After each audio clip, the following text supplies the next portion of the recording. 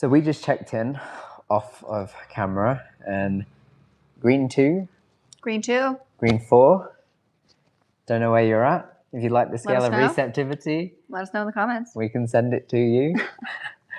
And what are we talking about today? Today's an important topic, I think, for couples that are maybe feeling a little mismatched sexually in their intimacy, feeling like sex isn't quite hitting quite right. We're going to be talking about communication. Really, is what this is about. Is like, are we actually misaligned, or is this actually just a miscommunication that we don't realize we're having? Are we misaligned, or are we just miscommunicating? Are we just miscommunicating? Oh, yeah. I feel like that was this. We've got written here: are we mismatched, or are we miscommunicating? And I think that is an interesting topic. That's an interesting topic to discuss. That's something that we've navigated recently, so that's why it's hot off the press, y'all. How did we get here? How did we get here? Do you want me to tell the story? Sure. Would you like your tea? You're good. I'm good for now. Yeah, thank you. So how we got here was recently you had a lot of energy flowing through your body. We'll just say that. You were feeling particularly happy. I'm a reflector. He was open channels. Yeah. He was feeling really happy, lots of energy, good to go, we'll say. He was feeling really good to go. I had just woken up, so at different levels. He had been up for like 4 hours at that point. And where are my 4 a.m. rises? Yeah. Let me know. And so you made a comment. He came, gave me a little pat on my booty and said, let me know when you're ready to play. Is that what I said? Yeah. Okay. Yeah, he said, let me know when you're ready to play. Yeah. For me, I was day 2 of my moon, very crampy. It was a hard moon for me. And so in my mind, I'm thinking, oh, he wants to play. I'm like, he knows I'm on my moon. He wants to be really sensitive. He's going to be really sweet and nurturing. But what was it that you actually wanted? Oh. Passion. To penetrate the world. Yeah. What else? That's not to say not in softness. There's not violence there. But there's fire, for sure. It wanted to express itself. He wanted to be in his directive masculine. My words. Directive masculine. Yeah, you said I wanted to penetrate. Well, I wanted to like really be in my masculine energy. My Shiva. Whereas for me, like my Shiva squad. When he was saying that, because I had been dealing with cramps all morning, I was like, that sounds like a nightmare to me. I was like, oh my God, I couldn't want anything further from that in this particular moment. And so why we bring this up is because in that moment, what was communicated was, let me know when you want to play. I want to play with you. And there was an agreement to enjoy that. And we were agreeing to different things, which then later transpired. I didn't want to be in receive. I wanted to be in a different energy. So what I did is, because we were mismatched in the morning, right? There was a miscommunication that we didn't realize was going on. His play was very different from what my play was going to be. Right.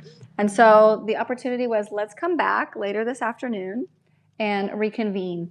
And because I was feeling offline for penetration, I said, why don't I give to you? And it was in that experience, actually, that I was like starting to, okay, this is what I'm putting on offer. This is what I'm going to do for you. And I could feel that there was like a big disconnect, or he was like, I wish you guys could have seen him. It was like he was sitting there like, and I could tell it was like, he's not into this. He's very disconnected from what's happening here. And I didn't know why. And it's not that I didn't want or could appreciate that. It's just that's not where my head was at. And that's not the type of play that you were seeking in the morning. Right. So me trying to just give him, like, put on a little show for him or whatever it was, like, this is great. Whilst I appreciate that. Yeah. It's not it's not the flavor of ice cream I was reaching for in the morning. And so because of that, I couldn't fully drop into the experience and enjoy it, because, I mean, that's not where my energy was. That wasn't the truth of your desire. Right. And so it's interesting, right? That actually kind of elicited a much deeper conversation between us that felt very necessary, because there have been times in our relationship where we have sat in that question, like, are we just not matched? Like, and is this something that we can get over? And what I realized in that moment through the conversation that we had about what your actual desire was versus what my desire was like, here we are again. It's we're talking different languages. We're saying something very broad. I want to play. Saying the same thing, but meaning completely different things. Play could mean 1,000 things, depending on the day, the mood, hormones, everything involved, right? And play also means different things for you. And so we both showed up to that time and connection with very different intentions and desires. Yes. I showed up to dance for you very playfully. Right, but not the type of play that you were actually seeking in the morning. Right, I think that was it, and it's the invitation to come back together was you ended up being in give and me in receive, and that wasn't where I wanted to be in the morning, and so there was an incongruency there. Right. There was, when we said connect in that morning, it's like, okay, we're going to be back. But that's not what happened. So because I was feeling my body offline, I was like, I'll give to him instead, which would have never worked because you wanted to give. So what happens when you don't set the scene? What happened? Well, let's talk about setting the scene. Let's talk about setting the scene, like what that actually means first. Okay. What does that mean to you? Because paint me the picture of the scene. Paint me the picture of the scene. Back upstairs after our mornings. It was afternoon. It was afternoon. 2 p.m. 2 p.m. And you'd put on something nice, and then what? Actually set the scene? Yeah. Oh, okay. I meant like tell the people what setting the scene means. Sure. Also. So setting the scene is something that happens in kink spaces where you essentially like create the parameters. So you have a conscious buy-in from both or all parties involved. So in that moment, let's say in the morning, when you wanted to connect, right? Rather than saying like, let me know when you would like to play, setting the scene could have been like, I have a desire and my desire is to penetrate you, to be more masculine for you to receive, right? I mean, at the most basic, that's like setting the scene. We could paint a more elaborate picture of like what you want me to wear, what the lighting's going to be, what the music's going to be. Like you can paint the picture with as much detail as you desire. But at its most basic, it's like, hey, this is my desire. Are you down for that? Right. So how would you have repainted that picture? Which scene are we in? The morning. Okay. I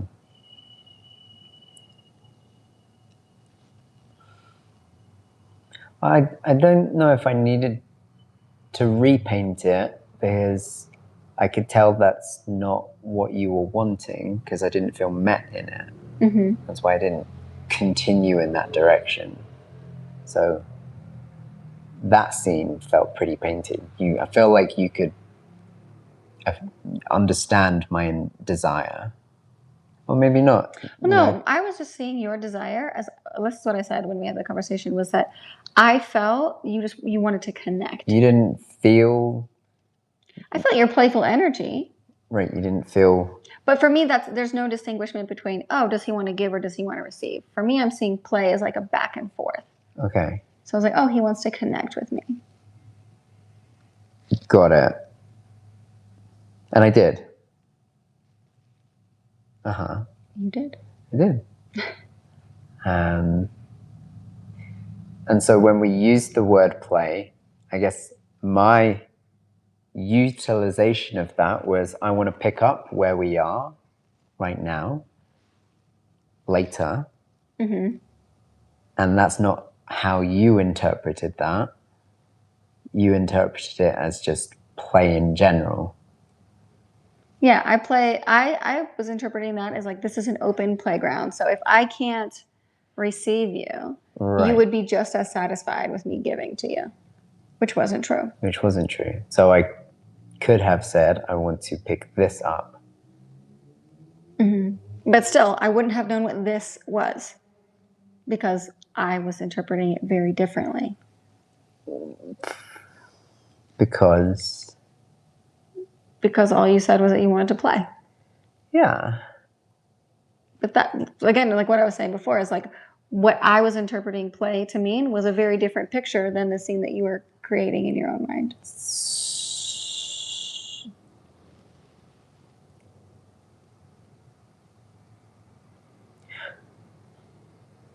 And that you were creating in your own mind.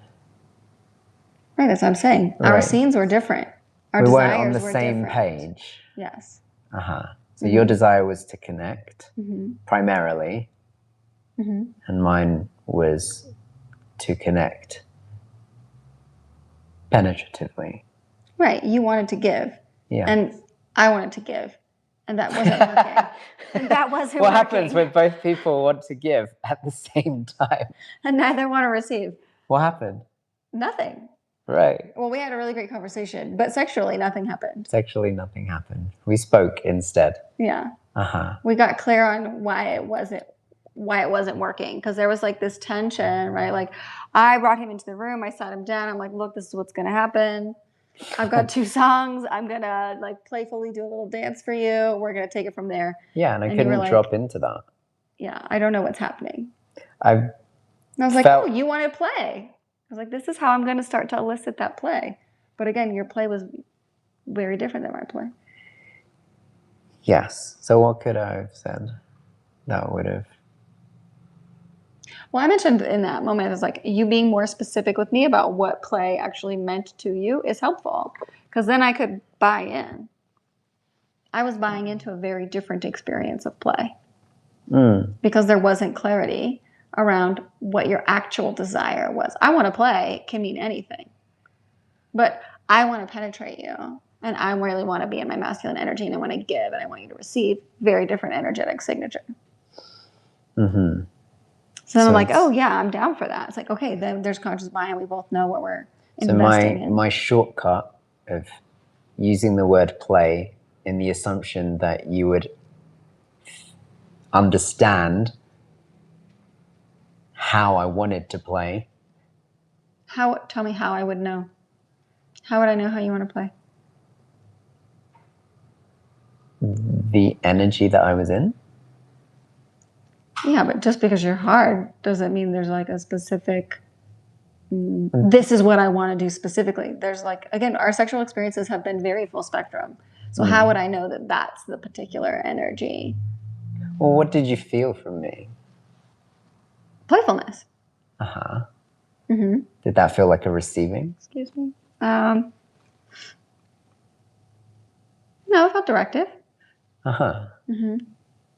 But again, it's like, how do you know that that's what I'm, like, if you weren't communicating that to me, how can you get clarity? I wonder, in our contact massage, it's a 3-hour couples experience to learn how to better connect beyond words. And that was where I was going to, was being able to communicate minimally with linguistics is something that we encourage people to explore in contact massage. And our most recent contact massage, they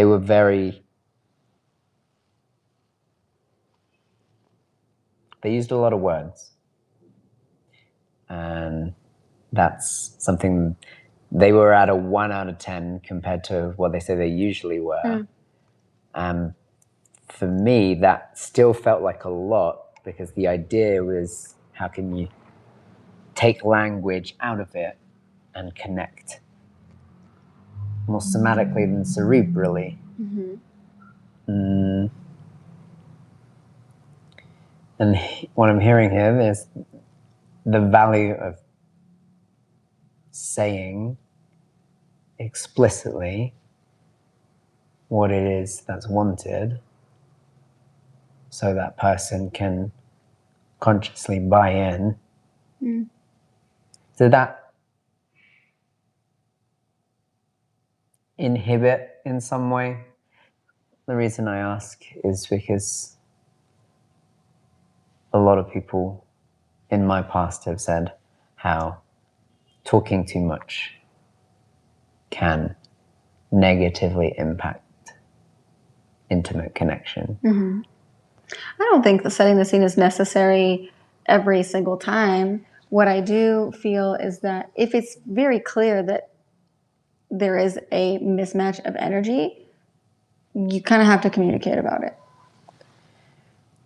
So clearly, I wasn't receiving you that way, and I was interpreting your desire differently than what it actually was, like in the moment. So whether that was not being attuned to you in the moment, being in my own experience in the moment, not reading the room in that regard, right? But for me, to be honest with you, just like speaking as a woman, there's not a time where sex isn't penetrative.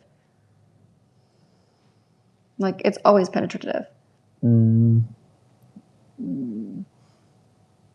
So for me, I don't know. There's never an experience. No, I'm like, there's literally always, I'm always being penetrated.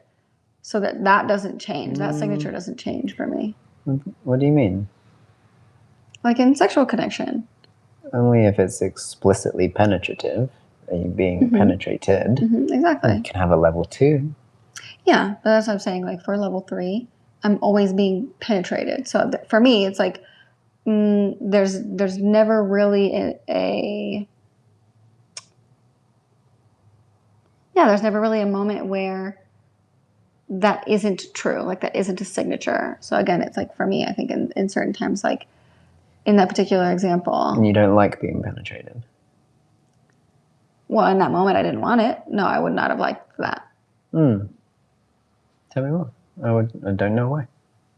Day 2 of my moon, I'm very crampy. I don't want anything inside of me.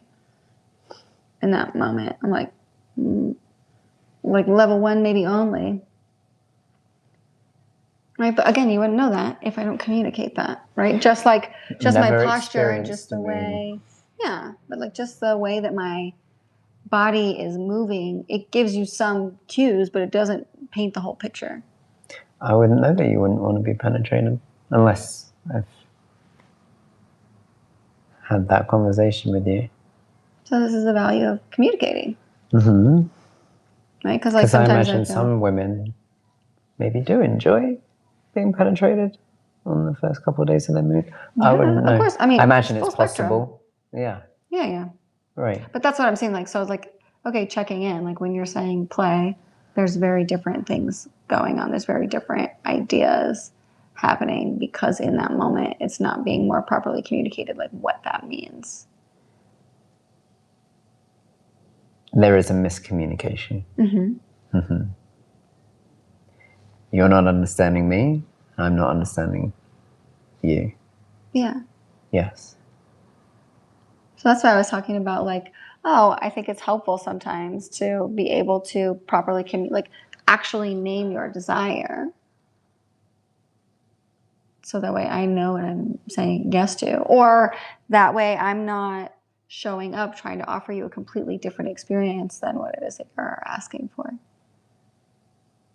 I think a part of me felt attacked by something that you said. Just now? In the last 20 minutes. Okay. Yeah. I noticed the energy shift in me between us. It feels less playful and it feels slightly defensive. What do you feel you're defending? That I did something wrong. Did I say that? No, that's how I feel. Right.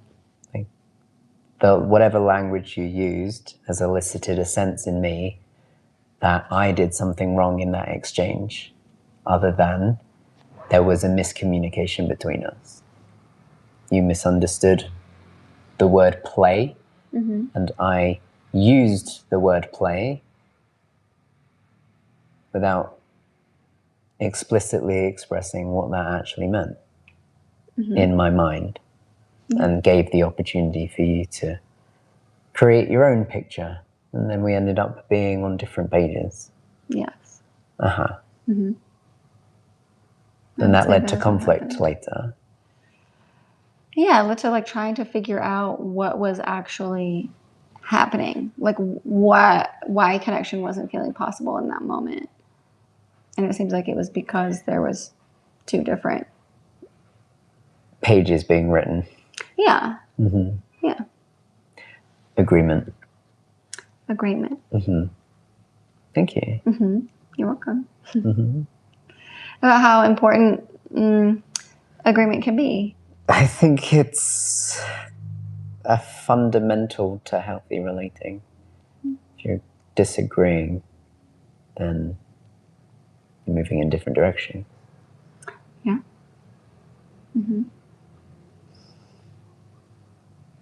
How does it feel for you to consider being more explicit in your desire?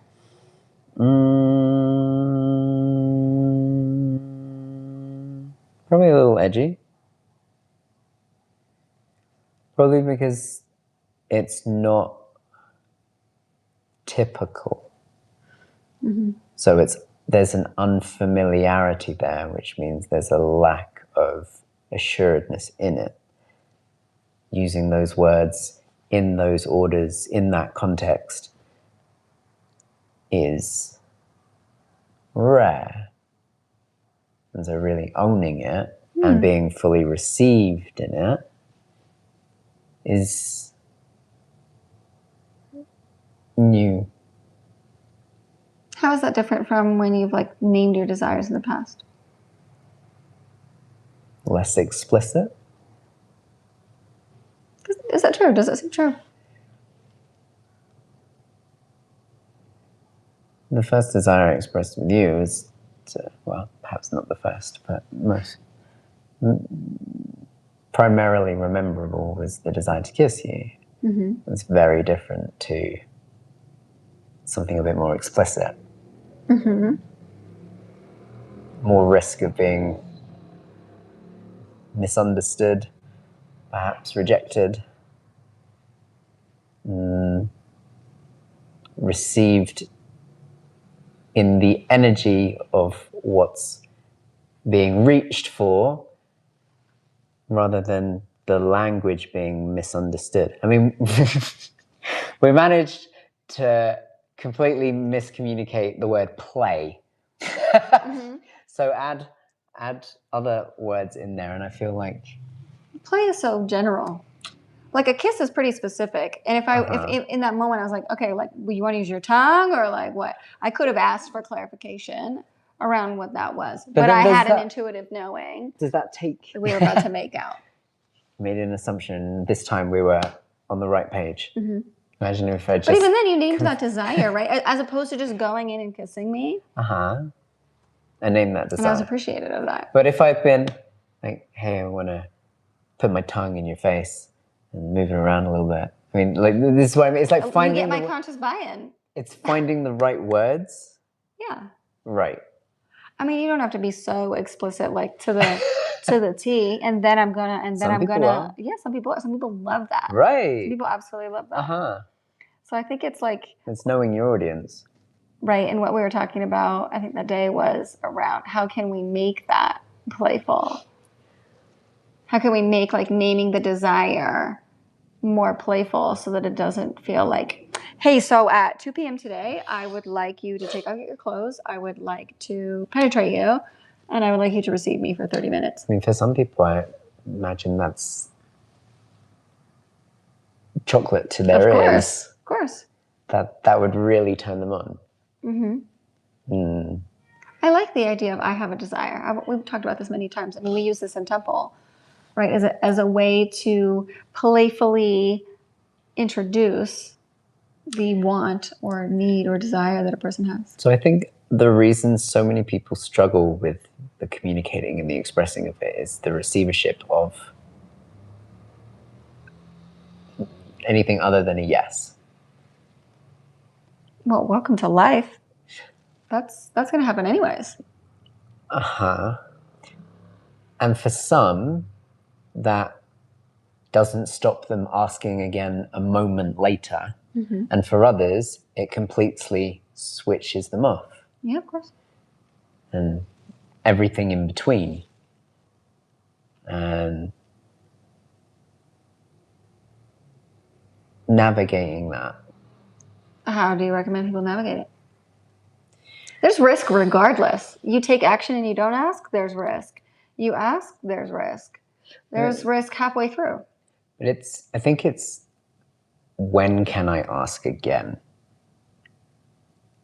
Mm-hmm. Or maybe that's like you do this thing where it's like, hey, will you let me know when you're available for that? Or like, oh, if you change your mind, let me know. I think I wrote this the other morning. I don't think I underlined it though, so I'm not going to find it. It was something about, and I think we arrived there in our conversation that afternoon. When you come back, that can create an expectation of, I need to be back there myself. Yeah. And I think what it is rather than I'm ready now, it's I'm ready when you are. Yeah, let me know. Right. Because it's when we cross paths again, are we both there? And if we are, great. And if we're not, see you on the next round. Yeah, see you in the next iteration. Mm-hmm. And because I think, because I was in a completely different energy in the afternoon compared to the morning. And my question was like, oh, does that mean that energy is not possible to be elicited? No, it just, and this is where we landed. It's like, if you're wanting to elicit the energy I was in this morning, this isn't the way to do that. Because this isn't the energy that I was in. Yeah. You weren't in receivership. Right. And so it's finding the way to elicit that. Like you being in that dynamic wouldn't have, or maybe it would have, but it wasn't eliciting that energy because I wasn't in that energy. Right. You weren't trying to receive me. Right. You were trying to be received. Right.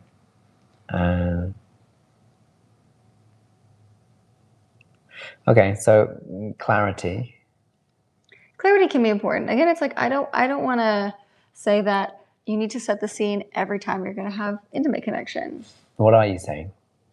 I'm saying that it can be helpful. Like if you notice that sex just isn't connecting, I would suffice to say, I wonder if there's a miscommunication that is happening around desires, needs, wants, boundaries, expectations. Okay. So if there is a misalignment there and you're not getting to access the power of sexual intimacy, it's not because you're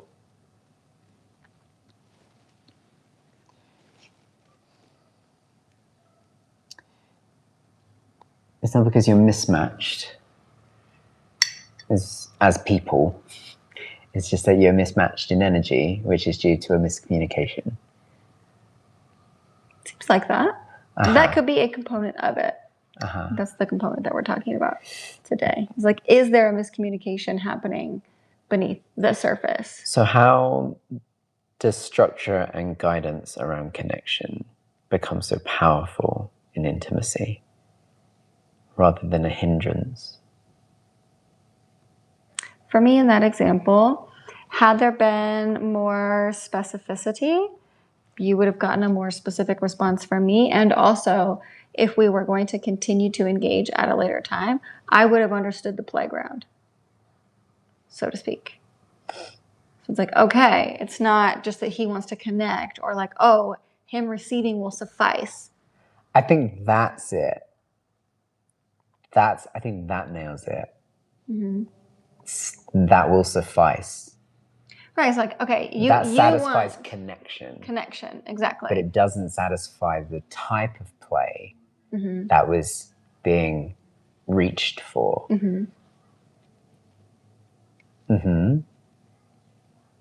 And so that would have completely shifted that environment, because we would have had that conversation of like, oh, I'm actually not available for that because I'm having so many cramps and I'm actually in a lot of pain.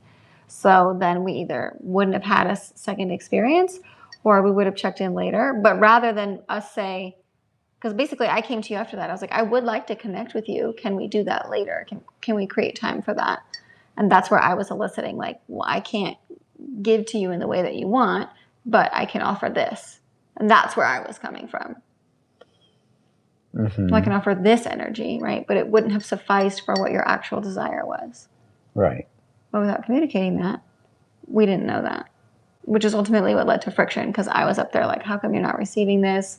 I'm not really feeling like you want to be here, and you're like, because this isn't what I want. I mean, at its most basic, that's what you were saying. This isn't really what I want. This isn't what I wanted this morning. It's not what I wanted this morning. Yeah. And maybe this is a good exercise in being able to let go, and connection would have been enough. And at the same time, it's not the same itch. Yeah. If you go to the ice cream store and you want chocolate and all they have is vanilla, you're like, guess I'm not having ice cream. I mean, that's for me, that would be me. I'd be that like, gets okay, I'm to not be the having choice, ice cream. right? Some people would rather go sans ice cream if it's not chocolate than have vanilla and enjoy a little taste. Sometimes. Yeah, I'd probably depends. I've seen you not get ice cream because there's not chocolate available. I mean, that's what I wanted. Right, vanilla would not satiate the desire for chocolate. Right. It'd just be like, so do I want to spend my money on this? Like, no. Or maybe I could get chocolates, another time, another place, another tienda. I think that really speaks into knowing what it is you're really wanting. Also relevant and important. Because if you go and they don't have chocolate, and you went there with the desire for chocolate, but then you have vanilla and you still feel unsatiated, dissatisfied, unfulfilled, whatever word you want to reach for, but you won't know why. It's like, oh, I wanted ice cream. No, you wanted chocolate. You just didn't know that's what you wanted. And I think that's where people end up in habits as well. It's like people who overeat, they think they want food, but actually they want the emotion that in the past having food gave them, and that's what they're trying to satisfy. But without knowing it, it's like, why isn't this working? Why isn't this working? Oh, I'll just try it again. Oh, I'll just try it again. It's like, no, it's not giving you the thing that your heart is craving. This reminds me of the couples retreats that we did when we were talking about defining sex. And this also speaks to a miscommunication, in my opinion, because I can tell you, as an example, like, I really want to spend time in intimacy. Intimacy is very broad. That can mean many different things. Again, right? So it's like, okay, what are you actually asking for in saying, I would like more intimacy? Is that cuddles? Is that touch? Is that my eye gaze? Is that right? I wanted us to both read in silence at opposite ends of the room. That's the intimacy. Right. But we don't know that unless that picture is painted. So that's why I'm saying, like, in those moments where, even in connection, I think we've both had sexual connections before where we left feeling unfulfilled without understanding why. And in my personal experience, it was that I wanted a connection that I wasn't receiving, but I didn't know the core of what that actually was. Like, how was it that I wanted to feel? How did I want to feel you? How did I want this whole thing to play out? I didn't have the actual knowing of what that was. Like, the way that my body was speaking to me was just like, I want connection. Right. I want connection, but you don't know what. I wasn't explicitly flavor knowing of connection. I didn't know what flavor, and so connection happened. What happened, but and not it didn't. that. Yeah, it didn't satiate me in the way that I actually wanted connection. That string wasn't plucked, exactly. And so there was a feeling of incompleteness. Exactly. Yes. So for me, again, that's whether we know it on a conscious level or not, there's a miscommunication that's happening, either because we don't know what's going on within our own bodies and the truth of our desires, and it's just kind of being cast out as this broad, general, like, I want to play, so broad and so general, but really specifically, you wanted a specific signature of play. I think this is the value of specific signature of play, is then the value of something like contact massage. Contact massage. Check it out. Check it out. We'll do a little better next time. Is setting the intention.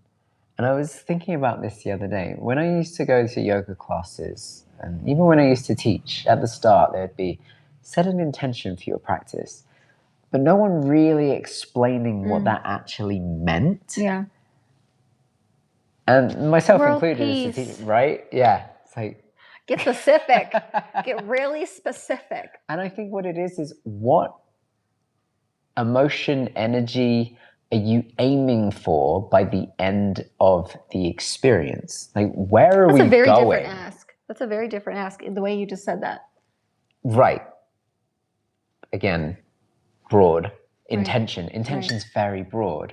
But saying something like, where are you aiming for by the end of this class, by the end of this experience, by the end of this connection? Yeah. It's like, oh, okay, now I know where we're going. Like, great, I can enjoy the journey on the way. That's what I love about contact massage. Is part of setting the scene and creating the container is asking couples to share like what they want to pray into this particular moment of connection together, so that it manifests by the end. So most couples will say, like, I just really want to feel connected to you by the end of this. I want to feel your heart.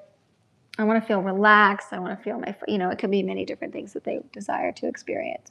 But by casting that into this space and having that and keeping that kind of as their anchor point in their experience, chances are it manifests.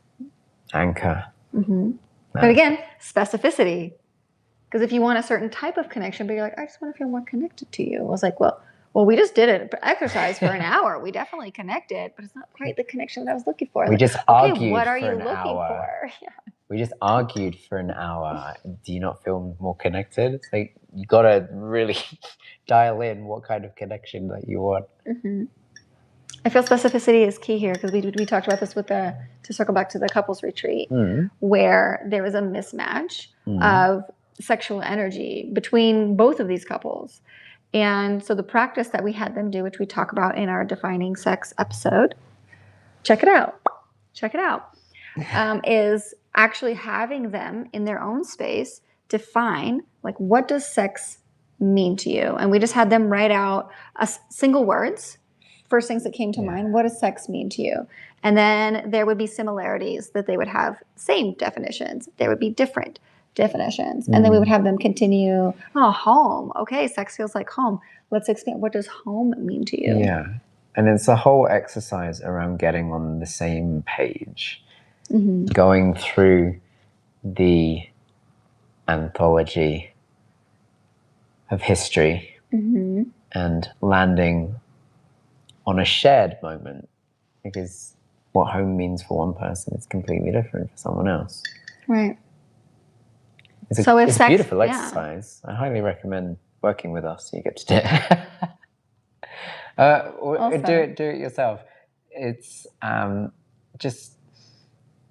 I kind of just explained it. Yeah, pick an anchor word and do it in your own space, and then get the opportunity to see where you match and where you differ. And the thing I wanted to elaborate on was, because you do it several times, there will be an interesting word in one of your lists. Thank you. That then becomes the next seed. Yeah. But how do they know which word? You pick together. Intuition, I guess. Also, I think there's benefit in speaking into the differences, right? So if somebody has a word for sex that the other person is like, whoa, I don't understand what you mean about that. Can you tell me about that? Never even heard that word. Right? Never heard that word. Or like, wow, I didn't realize that sex elicits that experience. Like, can you talk to me more about it? It's a beautiful opportunity to deepen the inner landscape. In emotional intimacy. See the inner landscape. See the inner landscape, but also it helps your partner understand where you're coming from when you're engaging in a sexual experience. Because if on my list, let's say this was like years and years and years ago, right? It's like, what does sex mean to you? And I'm just writing trauma. And you're thinking like playful, energetic, excited, babies, da da da. And you're like, wait.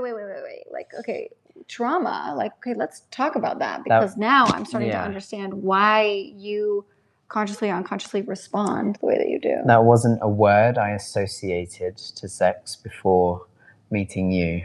So that's been an exploration. So why did you bring up the exercise?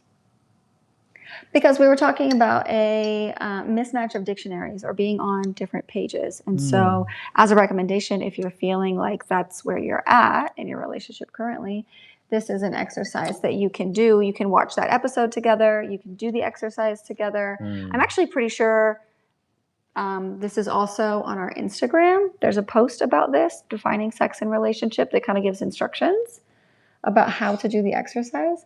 But that's one way of seeing like, okay, like what is it that you really truly want? So that way each person can get clear, because those couples, they didn't realize that that's what they were actually asking for. They had to go on that journey to realize like, it's not just sex or it's not just connection, right? Like he's not just asking for sex. He's asking for a space that feels like home. He's asking for a place to drop his armor, right? So when a woman or the other person isn't receiving that, they're just thinking he just wants sex.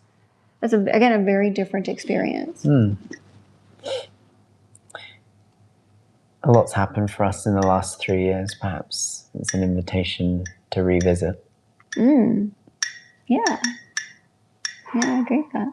I think it's nice to revisit, again, going back to the basics. Foundations of intimacy. The foundations that no one tells you to do, or to go back. Like, start over. How many people start their relationship doing that exercise? Do you know what That's why we created that podcast episode in the first place. We were like, nobody ever. I don't even know how we got to it, honestly. It just came through, I think, in a retreat. And we're like, oh, we need to do this for ourselves. Yeah, I got it. I can't remember if I picked it up from somewhere or I was inspired by something, but tools. You want them. You want them. Tools. Tools for your tool like shed. Hammers and screwdrivers. They're an integral part to a relationship. A healthy relationship has hammers. Hammer time. Yeah. We're probably at time. We are beyond time. But what if you never have time? How can you ever lose time? True. Takeaways? Final thoughts? 5-minute warning? What are your takeaways?